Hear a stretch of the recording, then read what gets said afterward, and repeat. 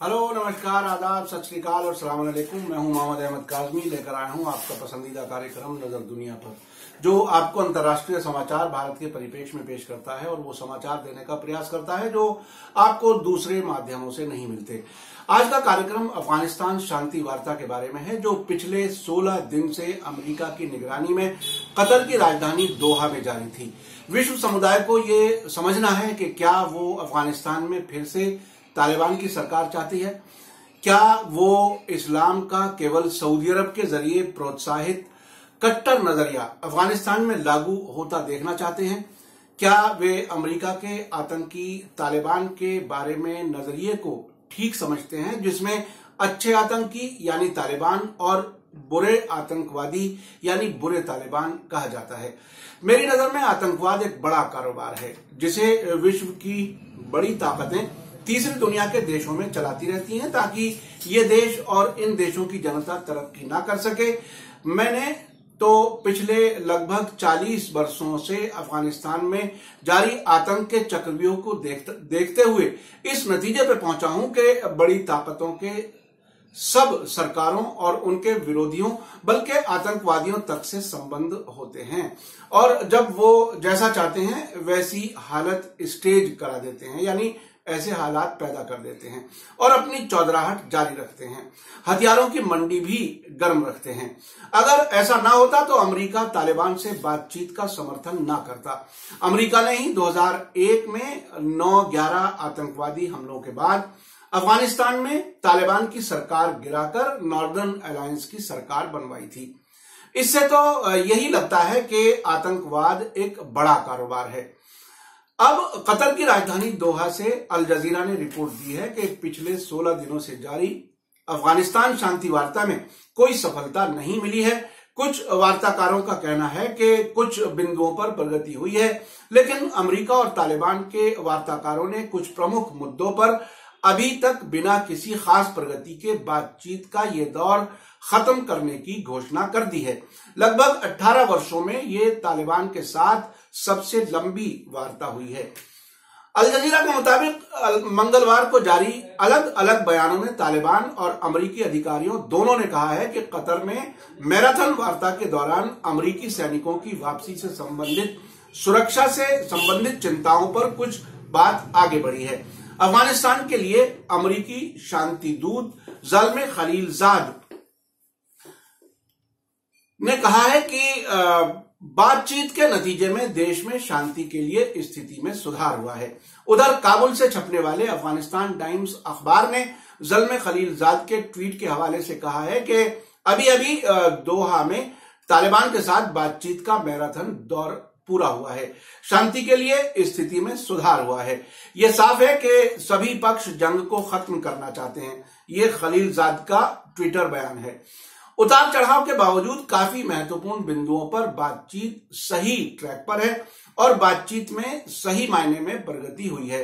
ये ज़ल्मे खलीलजाद जो अमेरिका के अफगानिस्तान के लिए विशेष दूत हैं। अफगानिस्तान के लिए सुलह के लिए अमेरिकी विशेष प्रतिनिधि ज़ल्मे खलीलजाद ने अपने ट्विटर पोस्ट में ये बातें कही हैं। उनका कहना है कि शांति के लिए 4 बिंदुओं पर समझौते की आवश्यकता है। इनमें आतंकवाद के रोके जाने का आश्वासन, सेना की वापसी, अफगान गुटों के बीच वार्ता और व्यापक युद्ध विराम शामिल है। 1 जनवरी की वार्ता में हम इन 4 बिंदुओं पर सिद्धांत रूप से सहमत थे, यानी जो जनवरी में बातचीत हुई है उसमें इन 4 बिंदुओं पर सिद्धांत रूप से ये सहमत थे दोनों साइड के जो पक्ष थे, तालिबान और अमेरिकी अधिकारी। यानी इन प्रिंसिपल वो लोग तैयार थे इन चारों बिंदुओं को डिस्कस करने के लिए। अब हम पहले 2 बिंदुओं पर मसौदे में सहमत हो गई है, उन्होंने ये भी बात कही है। ज़ल्मे खलीलजाद ने आगे कहा है कि जब तक विदेशी सेना की वापसी का कार्यक्रम और आतंकवाद समाप्त करने के प्रभावी तरीकों के बारे में मसौदे को अंतिम रूप दिया जाता है, तब तक तालिबान और अफगानिस्तान सरकार समेत अन्य अफगान राजनीतिक गुटों के साथ समझौता और व्यापक युद्ध विराम यानी कॉम्प्रिहेंसिव सीज फायर पर बातचीत शुरू करेंगे। ज़ल्मे खलीलजाद ने दोहा में कहा कि मेरा अगला कदम वॉशिंगटन में चर्चा करना और अन्य पक्षों के साथ विचार विमर्श है। हम जल्द ही फिर से मिलेंगे और जब तक सब कुछ सहमति नहीं हो पाती तब तक कोई अंतिम समझौता नहीं होगा। इसी बीच तालिबान ने एक बयान में कहा है कि वार्ता के इस दौर में 2 बिंदुओं पर विस्तृत चर्चा हुई जिन पर बातचीत के दौरान सहमति बनी है। वे 2 बिंदु अफगानिस्तान से सभी विदेशी ताकतों की वापसी और अफगान सीमा से किसी अन्य देश को नुकसान पहुंचाने से रोक लगाना शामिल है। कैसे और कब सभी विदेशी ताकतें अफगानिस्तान से बाहर निकलेंगी और किस तरीके से इसी तरह अमेरिका और उनके सहयोगियों को भविष्य के अफगानिस्तान के बारे में कैसे आश्वासन दिया जाएगा, इन दोनों बिंदुओं पर बात आगे बढ़ी है, ये तालिबान ने कंफर्म किया। अभी दोनों पक्ष अब तक बनी सहमति पर विचार विमर्श करेंगे और इसे अपने नेतृत्व को बताएंगे और आने वाली बैठक की तैयारी करेंगे जिसका कार्यक्रम दोनों पक्षों के जरिए तय किया जाएगा। यानी अगला बातचीत का दौर जो होगा उससे पहले वो अपने तालिबान जो रिप्रेजेंटेटिव आए थे वो अपने नेताओं से और अमेरिकी अधिकारी खुद अमेरिकी सरकार से इस बारे में बात करेंगे, बताएंगे कि अब तक बातचीत कहां तक पहुंची और अगला दौर कब शुरू होना चाहिए।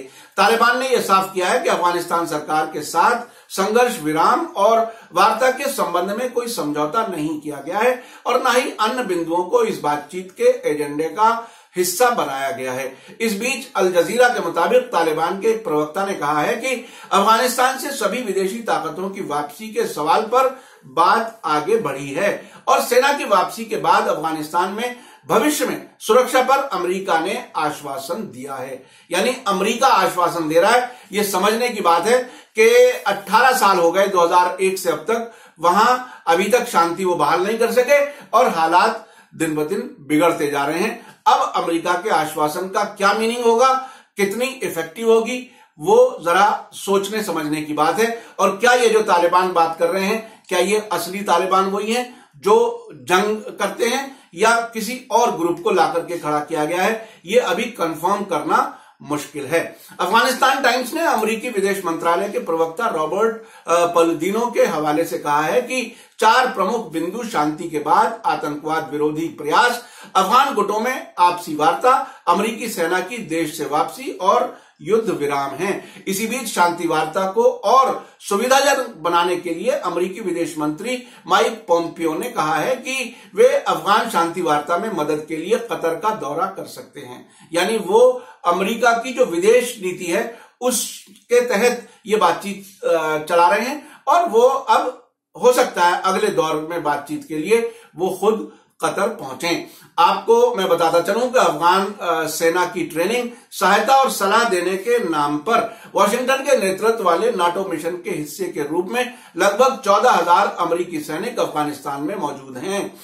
पिछले दिनों अमेरिका के राष्ट्रपति डोनाल्ड ट्रंप ने अफगानिस्तान से अपनी आधी सेना को वापस स्वदेश लाने की घोषणा की थी। उधर अफगान राष्ट्रपति अशरफ गनी के प्रवक्ता हारून चाखन सूरी ने कहा है कि अब उनकी सरकार जो दोहा वार्ता में शामिल नहीं थी, वार्ता के दौरान होने वाली प्रगति से खुश हैं। यानी जो कुछ बातचीत आगे बढ़ी है, वहां की सरकार, अफगानिस्तान की सरकार जो वर्तमान सरकार है वो खुश है, लेकिन वो खुद अभी तक पार्टिसिपेट नहीं कर रही, क्योंकि वो अभी ये देख रहे हैं कि ये कितनी सीरियस बातचीत आगे बढ़ेगी या नहीं। वो शायद बाद वाले जो बातचीत का दौर होगा उसमें वो शामिल होंगे। उन्होंने एक ट्वीट करके कहा है, ये अफगानिस्तान के प्रेसिडेंट के स्पोक्समैन ने, उन्होंने ट्वीट करके कहा है कि हम तालिबान के साथ लंबे समय तक व्यापक संघर्ष विराम की उम्मीद करते हैं और उम्मीद करते हैं कि अफगानिस्तान और तालिबान की सीधी बातचीत शुरू होगी। अमेरिका चाहता है कि तालिबान काबुल सरकार के साथ किसी भी अंतिम शांति समझौते पर बातचीत करे, जबकि तालिबान ने बार बार अफगानिस्तान सरकार को पश्चिम की कठपुतली होने का आरोप लगाते हुए उससे वार्ता करने से इनकार किया है। इस बीच अल जजीरा के पत्रकार जेम्स बे ने दोहा से रिपोर्ट करते हुए कहा है कि हाल ही में हुई वार्ता में कोई सफलता नहीं मिली, लेकिन वार्ता टूटी भी नहीं।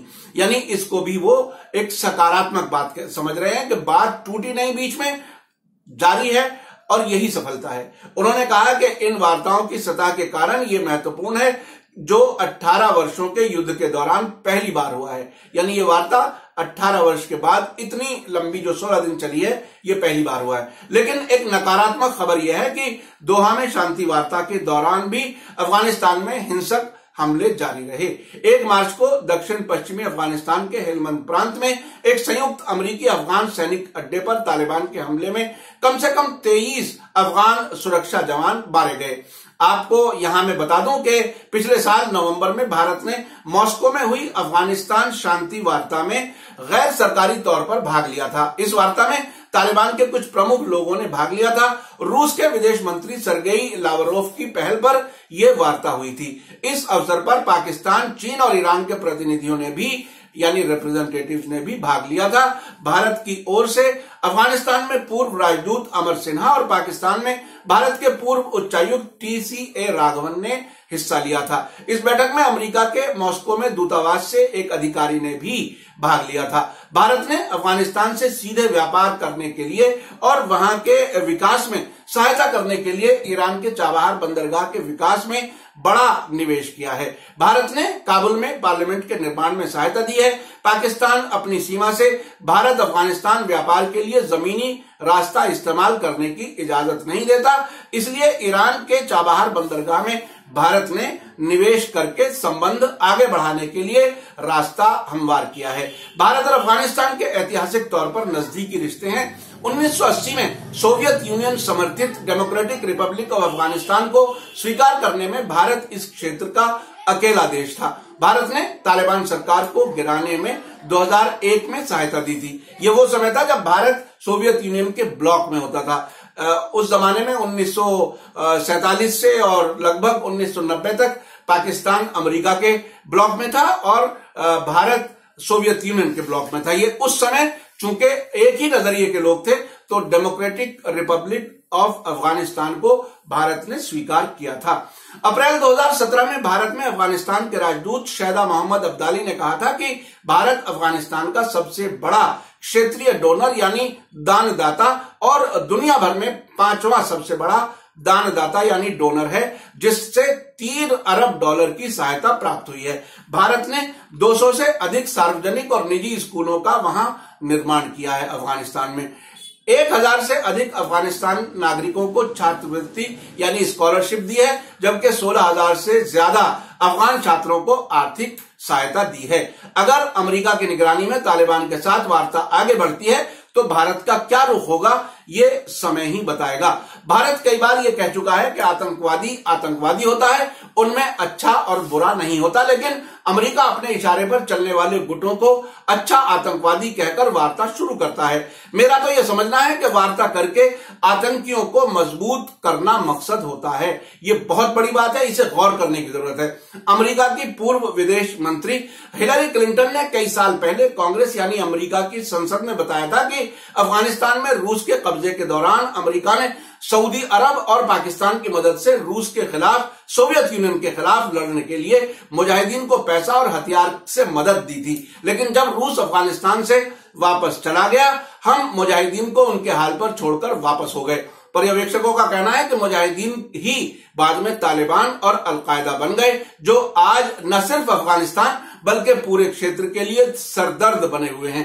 अब तो ये समझना आसान है कि आतंकवाद और हथियार बेचने वालों का बहुत नजदीकी रिश्ता है और ये एक्सपीरियंस तीसरी दुनिया में किया जाता है, यानी लेबोरेटरी बनाया जाता है तीसरी दुनिया के देशों को, वहां आतंकवाद करा करके, वहां की हुकूमतों को अपने इशारे पर चला करके और वहां हथियार बेच करके।